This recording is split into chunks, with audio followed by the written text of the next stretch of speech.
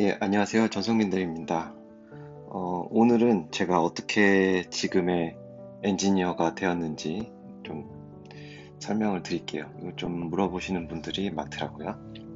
그래서 좀 주제를 좀 거창하게 잡아봤는데요. 어떻게 엔지니어가 되었는가? 저의 이야기를 한번 시작해 보도록 하겠습니다. 어, 우선은 이제 이런 거 테크트리라고 하죠. 저는 일반 사립 고등학교를 나왔고요. 인문계 고등학교요. 그리고 대학교는 공과대학을 졸업을 하고 지금의 건설회사의 설계팀으로 구조 담당 업무를 하고 있습니다. 여기서 좀 설명드리고 싶은 게 제가 생각했을 때 여기 보면 이렇게 딱 선을 그어가지고 이 고등학교까지는 제가 봤을 때 큰 의미가 없어요. 무슨 학교 때 무슨 공부를 했는지보다는 이 뒷부분, 대학교부터 그 회사 생활 시작하는 초년생까지가 중요한 것 같아요. 그래서 어, 그 이제 학생들인 경우에는 자기가 요 앞부분에 무슨 고등학교를 나왔는지 뭐 자기가 뭐 예를 들면 뭐가 있을까요? 요즘에는 외고를 나왔든지 과학고를 나왔든지 일반고를 나왔든지 아니면은 요즘에는 저 때는 이제 상고 공고 이런 게 다 있었는데 요즘에는 그런 게 있는지 모르겠어요. 아무튼 그런 고등학교를 나왔다고 해서 엔지니어가 되는데 뭐 문제가 되거나 전혀 그런 건 없다고 저는 생각해요. 그거보다는 여기 보시면은 요 대학교 때 전공이 되게 중요합니다. 대학교 때 전공한 게 주로 이제 저기 엔지니어링사로 가든 건설사로 가든 어떤 회사로 가든지 전공이 이어지는 죄송합니다. 전공이 이어지는 경우가 대부분이에요. 그래서 요 대학교 때 전공은 좀 중요하다고 생각하시면 될 것 같아요. 그리고 제가 앞에서도 말씀을 드렸지만 이제 고등학교에서는 무슨 공부를 했는지 전혀 중요하지가 않아요. 제가 봤을 때는. 어, 근데 요건 좀 중요할 것 같아요. 또 특히 대학교에서 전공을 뭐로 했는지는 좀 중요합니다. 특히 엔지니어가 되면은 뭐 예를 들면은 뭐 제일 좀 요즘 흔한 게 뭐가 있죠? 소방 엔지니어가 있고 공정 뭐 기계 뭐 이런 거 있잖아요. 이런 데 가려면은 소방 관련된 학과나 공정, 기계 관련된 학과를 가야 돼요. 아닌데 이제 취업을 하려고 하면은 아무래도 좀 그 과를 나온 친구들보다는 페널티가 있겠죠. 그래서 제가 여기 좀 적어놨는데 아무래도 불리합니다. 그래서 이런 질문 많이 받는데 자기가 기계과인데 토목을 하고 싶다. 뭐 토목과인데 기계를 하고 싶다. 이런 친구들은 대학원을 가거나 뭐 예를 들면은 외부 교육을 받아가지고 교차 지원을 하는 경우가 있는데 아무래도 원래 전공한 친구들보다는 불리할 수밖에 없어요. 그거는 좀 본인이 알고 시작하는 게 좋을 것 같아요. 그리고 이제 저 때는 제가 2012년에 취업을 했는데 저 때만 해도 학점은 3.5만 넘으면은 그거에 대해서 더 이상 보지는 않았어요. 학점에 대해서는. 그러니까 3.5 넘으면은 그냥 뭐 중간 했네. 이렇게 해서 어 3.5만 마치자. 이렇게 했는데 요즘에는 이제 학교에서 뭐 막 4.0 맞고 이런 친구들도 있다고 하더라고요. 그런 친구들이랑은 일단 친하지도 않았고 아는 사람도 없어서 일단 좀 스킵을 할게요. 저 때는 하여튼 평점이 3.5만 넘으면 돼서 큰 부담은 없었어요. 학교 다닐 때. 그리고 저는 대학교 다닐 때 동아리 활동을 되게 열심히 했는데, 어, 개인적으로는 이 동아리 활동이 제 인생에 큰 도움이 되었지만, 이게 취업이나 제가 엔지니어가 되는데 그렇게 큰 도움은 없었어요. 하지만, 이 활동을 하면서 그 사람 간의 관계나 이런 유대감 있잖아요. 그런 걸 어떻게 만들어야 되고, 제가 이제 고등학교 때는 되게 내성적이었거든요. 그래서, 어, 동아리 활동을 하면서 어떻게 친구들한테 대해야 되고, 어떻게 끈끈하게 이 관계를 계속 유지하는지, 뭐 그런 것들에 대해서 좀 많이 알게 됐어요. 그러니까 어떻게 인간성을 기른 거죠. 근데 그 인간성이라는 게, 사회성이 될 수도 있고, 그게 사회에 나가서는 되게 큰 도움이 되더라고요. 근데 요즘에는 이제 다 막 대학교 때 뭐 부동산 관련 학과, 뭐 취업 관련된 뭐 투자 동아리, 뭐 영어 어학 동아리 이런 것만 한다고 했는데 좀 안타까운 현실입니다. 아무튼 이제 결론적으로 제가 취업할 때는 학점은 겨우겨우 3.5였고, 토익은 이제 900, 토스는 140이었습니다. 대외 활동으로는 한미파센스에서 뭐 주최했던, 그때 제가 학교는 이제 성균관대에서 수업을 들었던 것 같아요. 여기 보면은 차세대 글로벌 리더 아카데미를 들었고, 그 다음에는, 그리고 또 취업이 안 돼서 플랜트 협회에서 하는 PKC, 지금 PKC가 뭐 약자인지 지금 기억이 안 나는데, 하여튼 플랜트 교육을 들었습니다. 그 이제 좀 쑥스러웠지만 좀 설명을 드리자면 서류는 한 20개 넣었는데 다 탈락했고, 그래서 결국 4학년 1학기 때 휴학을 했고, 1년 취업 재수를 했습니다. 저 때는 이제 취업 재수가 좀 흔했어요. 그때는 4학년 1학기 때 휴학을 많이 했고요.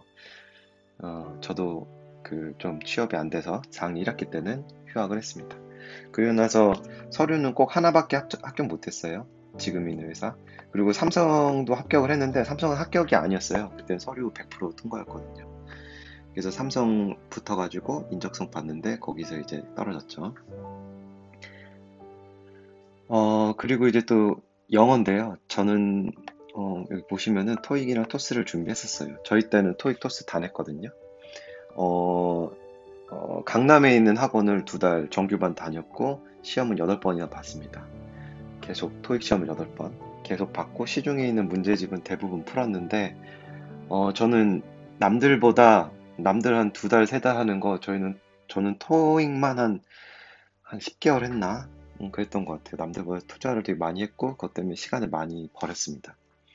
버렸다고 할 수 있는 게 토익 공부가 직장 생활에 들어와서 아니면은 제가 해외에서 엔지니어를 일할 때 큰 도움이 되진 않았어요, 사실. 그리고 토스는 2달 했고 시험은 한 4번 정도 치렀습니다. 이건 남들이랑 비슷하게 한 것 같아요. 남들도 학원 2달, 1달 다니고 시험은 한 4번 본 것 같거든요. 그래서 아무튼 저는 영어에다가 되게 많은 시간과 돈을 투자했어요. 반면에 지금도 영어를 잘 못하고 영어가 제 인생에서 막 큰 도움이 되거나 그러진 않았습니다. 하지만 좀 이제 좀 팁을 드리자면은 제가 먼저 취업한 사람으로서 일단은 취업용 영어 공부랑 실전 영어가 따로 있습니다. 영어 메일 쓴다든지 뭐 외국인과 영어를 대화할 때 항상 하는 말만 하거든요. 그래서 제일 중요한 건 미팅도 여러 번 참석해본 사람이 미팅 잘하고 메일도 많이 써본 사람이 잘합니다. 전 특히 이제 제가 좀 기억에 남는 게 해외에서 공사를 하는데 마음이 급하잖아요. 그러면 이제 막 한국말로 욕이 나오고 뭐 예를 들면 콘크리트도 막 이상한 영어 쓴단 말이에요. 뭐 예를 들면 제가 좀 기억이 남는 게 콘크리트 고고 이래도 대충 분위기로 알아듣고 우리 인부들이 어 이렇게 여기 이렇게 타설을 해요. 알아서 여기 철근 있다 치고 알아서 타설합니다. 콘크리트 고고 해도 그 정도로 이제 콩글리시가 먹히고 어떤 분위기나 뉘앙스, 제스처 이런 것들이 다 먹히거든요. 해외에선. 그래서 영어에 대해서 영어로 너무 고민하고 있다면은 그 고민을 안 할 수는 없겠지만 실전 영어는 따로 있고 또 가서 많이 부닥치고 조금 고생하다 보면은 누구나 할 수 있다. 이 말을 꼭 드리고 싶어요. 그러니까 누구나 할 수 있습니다. 그리고 이번에는 제가 좀 학창 시절 때 했던 대외 활동 2개밖에 없지만 좀 설명드릴게요. 첫 번째로 제가 차세대 건설 리더 아카데미를 들었는데 보니까 최근에도 뭐 벌써 18기 여기 보면 이제 18기인데 지금 뭐 20기 뭐 21기 뭐 있는지 모르겠어요. 아무튼 이렇게 계속 꾸준히 하고 있더라고요. 그만큼 이게 좀 인기가 있나 봐요. 저 때도 인기가 있었고 저도 여기 지원했다가 바로 된 건 아니라 2번째 지원을 해서 됐나? 그렇거든요. 근데 여기서 교육을 한다고 해서 뭐 제가 기술적으로 역량이 뛰어나지거나 아니면 아는 게 많아지는 건 절대 아니었어요. 하지만 이걸 함으로써 다양한 대학교 다니는 친구들 많이 만났거든요. 근데 그게 진짜 삶에 큰 도움이 됐어요. 그 친구들, 맨날 제가 학교에만, 저 학석동에 있는 대학교 다녔는데, 학교에만 있다가, 어, 우리나라가, 대한민국이 뭐 이렇게 생겼잖아요. 각지에 있는 친구들을 다 알게 되거든요. 지방에 있는 대학도 알게 되고, 서울에 있지만 뭐 다른 대학들도 다 알게 되고, 이 각지에 있는 대학 친구들을 알게 되니까, 그 친구들은 무슨 생각을 하고 있는지, 그리고 어떻게 취업을 준비하는지, 이런 것들을 좀 알 수 있었고, 제가 정말 절실하게 좀 했던 거는, 여기 보시면 삶에 대한 태도가 완전히 달라졌거든요. 그전에는 제가 이거 취업 재수하고 요 활동을 한 거였는데 뭐 아씨 안 되면 뭐 또 하지 뭐 이랬는데 그런 태도가 아니라 안 되면 안 된다. 진짜 여기에 이거 하나하나에 진짜 간절하게 매달려야 된다라는 생각을 갖게 됐거든요. 왜냐면 이 교육을 듣는 친구들도 대부분 그런 간절한 마음으로 수업을 들으러 와서 저도 그걸 보고 이게 뭐라고 하지? 동화된다고 하죠. 동기화. 저도 그렇게 동기화가 됐던 것 같아요. 그래서 저도 되게 간절하게 취업 준비를 했고 뭐든지 여기서 차세대 건설 리더 아카데미에서 제 기억에 저기 여의도에 있는 파크원 현장으로 뭐 현장 견학도 보내주고 그리고 여기저기 현장 견학 갔는데 그런데 갈 때마다 좀 뭐라도 하나 더 배우려고 하고 뭐라도 하나 더 알려고 하고 사람도 사귀려고 하고 뭐 술도 잘 못 먹는데 막 술도 먹으면서 어울리려고 하고 좀 그런 것들이 많이 변했어요. 그리고 저는 요걸 끝나고도 취업엔 실패했습니다. 그리고 나서 이제 두 번째로 들은 게 플랜트 협회 교육이었어요. 그때 진짜 워낙에 지금도 힘들지만 일반 건축으로는 취업이 안 돼서 요즘에는 일반 건축이 좀 잘 되죠. 2011년부터 2012년, 2013년 이때까지 플랜트가 되게 호황이었거든요. 그래서 이제 안 되겠다. 그래서 플랜트로라도 취업을 해야겠다 해서 플랜트 교육을 들었습니다. 이걸 교육을 듣는다고 해서 사실 뭐 기술적으로 달라지거나 저가 달라지는 건 없어요. 근데 이걸 들음으로써 이렇게 되게 취업을 간절하게 원하는 사람들을 많이 사귈 수 있었고, 그 사람들과 인간관계를 통해서 좀 더 성숙할 수 있었던 것 같아요. 이 시기도 되게 힘든 시기였거든요, 사실 저한테는.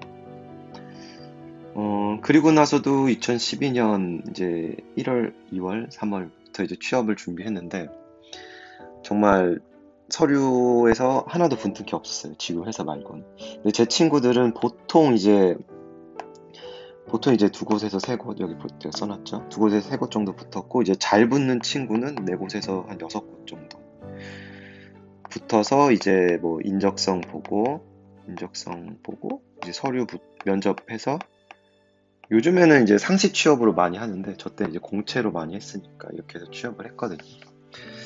진짜 취업이 어려웠어요. 제 기억이 막 5명도 안 됐던 것 같아요, 취업이. 그때 한 번에 취업한 친구들은. 예. 그리고 뭐 한 열댓 명은 떨어졌고, 뭐 열댓 명은 뭐 취업 재수라거나 대학원을 갔고, 또 뭐 다여섯 명은 이제 뭐 의전이나 뭐 로스쿨 가고 뭐 그랬던 것 같아요. 뭐 다양한 방법으로 갔어요. 아무튼 제가 중요하죠. 저는 이제 서류 다 떨어지고 이제 딱 한 곳 붙었습니다. 그때 느낌이 어땠냐면은 진짜 그 끝이 안 보이는 터널을 달리는 것 같았어요.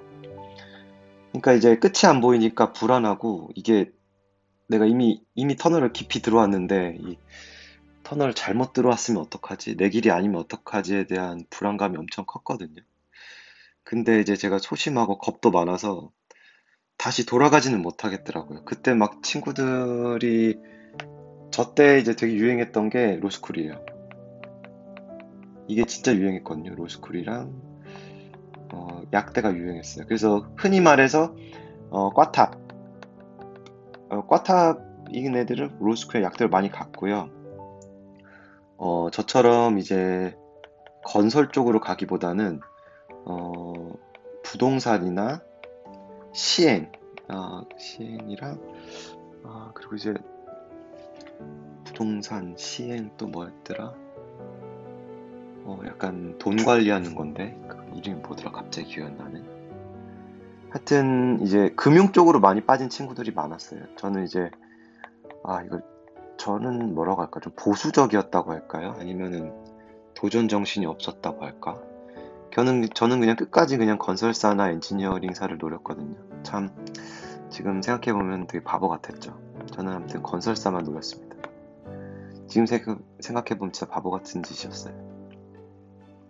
그래서 아무튼 이 끝없는 터널을 달렸고 진짜 운명의 장난인지 지금의 회사를 입사하게 되었습니다. 근데 제가 여기 써놨지만 그때 취업한 친구들 많았는데 그 친구들 결국은 저보다 더 좋은 회사 갔고 그 잘난 LH 한전 들어간 친구들도 많고요.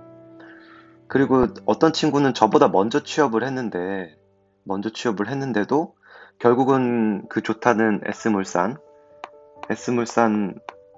다니다가 2년 만에 관두고 지금 변호사 됐죠.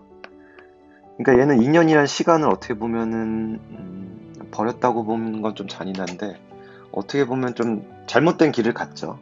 그리고 이제 G건설 여기 간 친구도 생각보다 좀 맞지 않아서 퇴사를 했고요.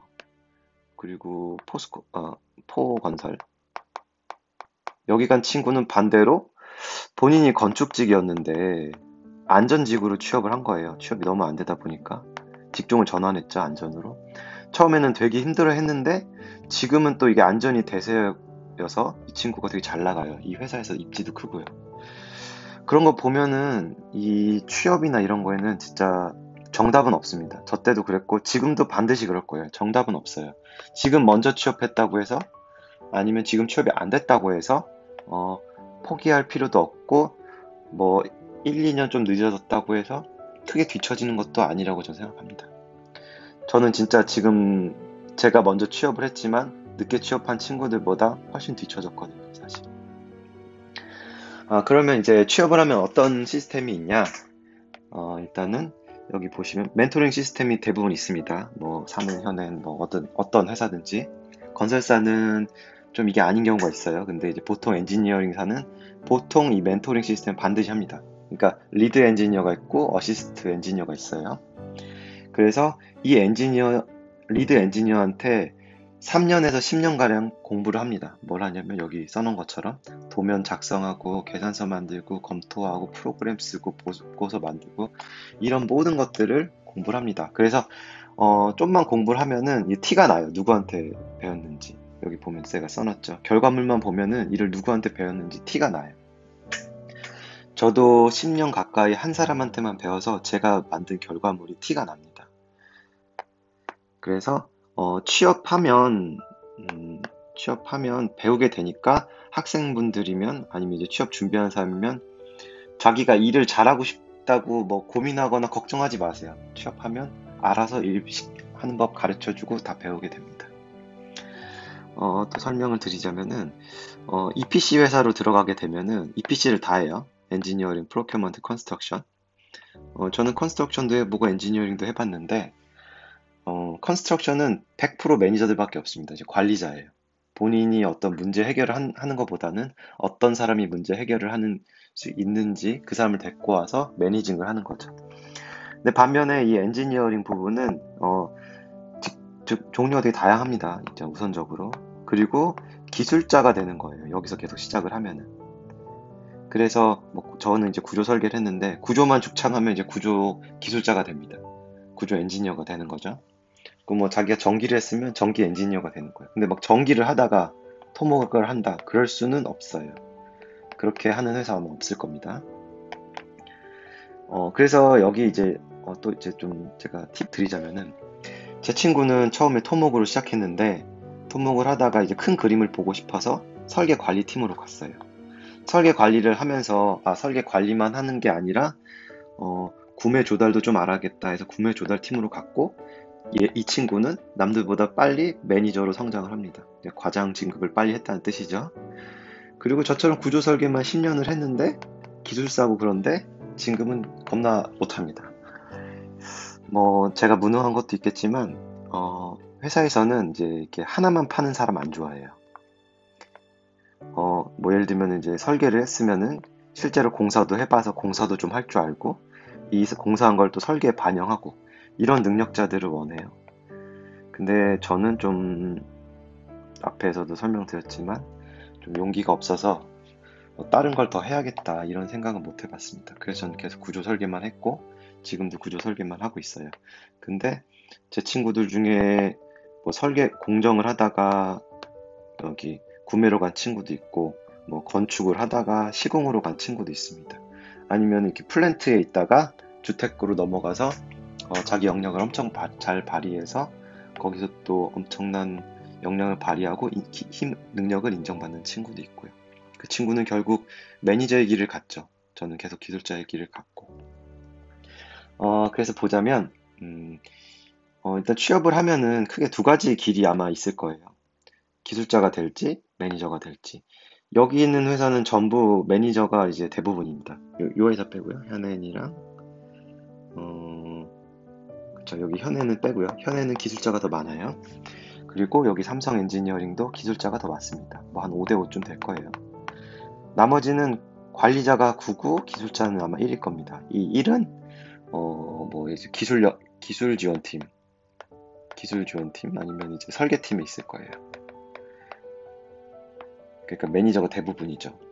그리고 제가 같이 일해봤을 때 플로어도 매니저가 훨씬 많고요. GMS, G도 매니저가 훨씬 많고 백텔이나 G 같은 경우는 엔지니어가 더 많습니다. 엔지니어가 더 많아요. 그래서 엔지니어들로 이루어진 회사고요. 뭐 엔지니어가 많고 적고, 뭐 기술자가 많고 적고는 중요하지 않고, 그 회사의 특성과, 어떤 그 회사에 추구하는 방향에 맞춰서 본인이 취업 준비를 하는 게 좀 유리합니다. 그래도 뭐 결국은 뭐 취업이 안 되니까 뭐 어디든 들어가자 하고 취업을 준비하게 되겠지만, 저도 그랬고, 근데 이제 그 기업에서 매니저를 원하는지, 아니면 뛰어난 엔지니어를 원하는지, 그런 것들이 되게 중요한 것 같아요. 근데 제가 봤을 때 이제 해외 같은 경우는 이제 플로어랑 일해봤는데 여기는 직원의 반 이상이 경력직이 아니라 계약직이에요. 그래서 회사의 유동성이 엄청나게 뛰어납니다. 그 위기에 대처에 강해요. 위기 대처 능력이 강합니다. 그 계약직을 뭐 1년 단기 뭐 5년, 10년 이렇게 쓰는데 대부분 1년 아니면 5년 단기 계약직을 씁니다. JGC 같은 경우는 여기 일본 있으면은 여기 필리핀 있잖아요. 필리핀에 JGC 필리핀이라는 회사를 만들고 필리핀 엔지니어를 씁니다. 도면 치고 계산서 만들고 리포트 하는 거 다 여기서 해요. JGC 엔지니어가 하지 않습니다. 그래서 JGC 본사 요코하마에는 매니저만 있고 필리핀에는 전부 엔지니어들이 있습니다.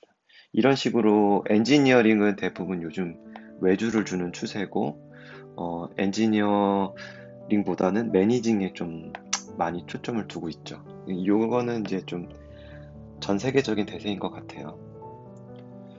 그러면 이제 저도 이제 계속 10년째 고민인데 도대체 나는 누구인가 이런 고민을 많이 해요. 그러면은 이제 집에서 와이프랑 얘기할 때도 난 뭔가 하면 저는 그냥 직장인이라고 생각을 하는데 회사에서는 어떤 직책은 아무튼 엔지니어죠. 근데 저도 제가 엔지니어인지 모르겠어요. 일을 그렇게 오래 했는데도. 그리고 여기 최근에 여기 나의 아저씨에서 저랑 같은 일을 하는 구조 기술사가 나와가지고 구조 기술사에 대한 좀 홍보가 좀 된 것 같은데 그래도 아마 많이들 모를 거예요. 구조 기술사가 뭔지 구조일이 뭔지.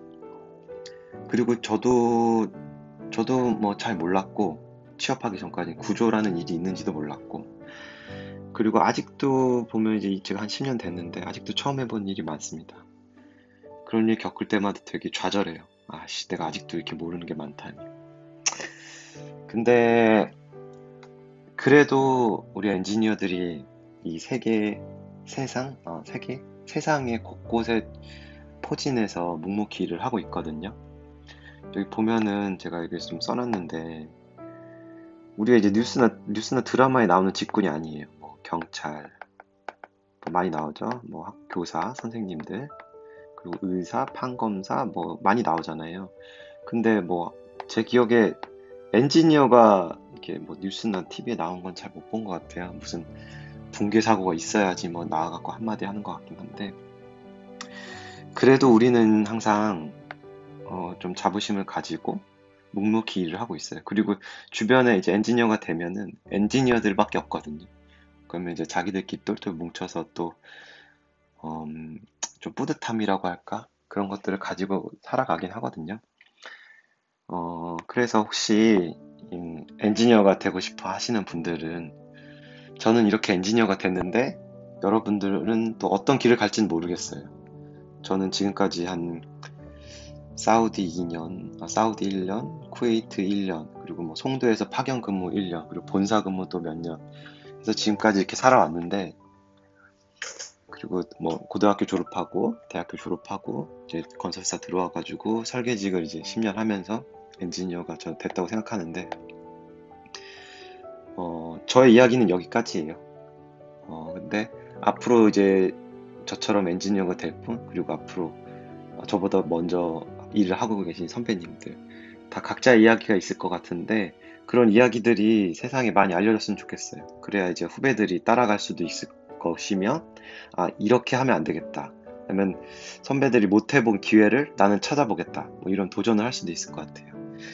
그래서 좀 엔지니어가 되고 싶어 하는 분들한테 제가 준비한 이 영상이 큰 도움이 됐으면 좋겠고, 그리고, 음, 지금 되게 힘든 시기인데, 97년 IMF 때도 그랬고, 2008년 리만 브라더스 사건 때도 그랬고, 계속 위기가 있었거든요.